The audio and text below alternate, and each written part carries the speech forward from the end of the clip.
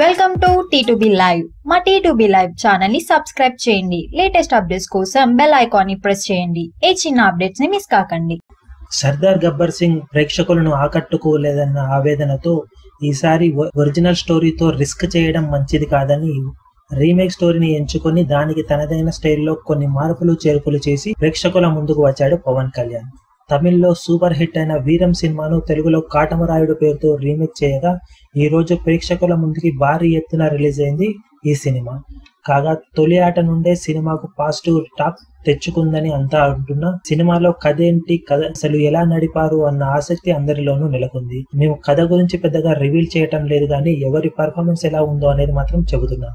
కథ తెలుసుకోవాలి అంటే మాత్రం మీరు సినిమా చూడగా తప్పదు. పవన్ కళ్యాణ్ పూర్తిగా వన్ మ్యాన్ షో చేశాడు సినిమాలో. తొలి షాట్ నుండి చివరి షాట్ వరకు అన్ని తానే నడిపించి సినిమాను మరో లెవెల్ కి తీసుకెళ్లాడు. చాలా కాలం తర్వాత పూర్తిగా పల్లెటూరి బ్యాక్డ్రాప్ లో ఒక స్టార్ హీరో సినిమా చేయడం ఇదే తొలిసారి. పవన్ తనదైన మీసకట్టుతో అందరినీ ఆకర్షించాడు.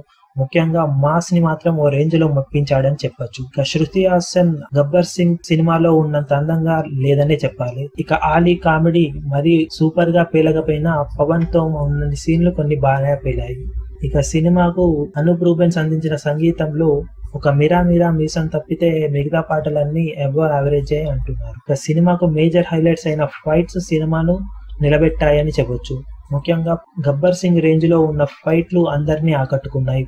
పవర్ స్టార్ తనదైన స్టైల్లో అక్కడ కూడా తనదైన మార్కును చూపించి అందరినీ మెప్పించాడు. మొత్తం మీద సినిమా మాస్ ని బాగా టార్గెట్ చేసిందని చెప్పొచ్చు. కానీ ఫ్యామిలీ ఆడియన్స్ కూడా అందరూ సినిమాను చూడొచ్చు. సమ్మర్ మొదలవుతున్న సమయంలో ఈ సినిమా అందరినీ ఆకర్షించడం ఖాయం. కాగా బాహుబలికి ముందు నెల రోజుల గ్యాప్ ఉండడం సినిమాకు ప్లస్ పాయింట్ కాగా ఏ సినిమా పోటీ లేకపోవడం మరొక బిగ్గెస్ట్ ప్లస్ పాయింట్. కాగా ఇప్పుడు ఎలా సినిమాకు పాజిటివ్ టాక్ వచ్చింది కాబట్టి ఎంతవరకు కలెక్ట్ చేస్తుందని అంత ఆశగా చూస్తున్నారు. మా లెక్క ప్రకారం సినిమా ఈజీగా 70 నుండి 80 కోట్ల వరకు కలెక్ట్ చేస్తుందని అంచనా వేస్తున్నాం. మరి అంతకు మించి కలెక్ట్ చేస్తే మాత్రం సినిమా సూపర్ డూపర్ హిట్ అయ్యాక మీరు సినిమా చూస్తే ఎలా ఉందో కింద కమెంట్ సెక్షన్ లో చెప్పండి. మేము సినిమాకు ఇస్తున్న రేటింగ్ 3.25 అవుట్ ఆఫ్ 5. మీరు ఎంత ఇస్తారో కింద కామెంట్ సెక్షన్ లో చెప్పండి.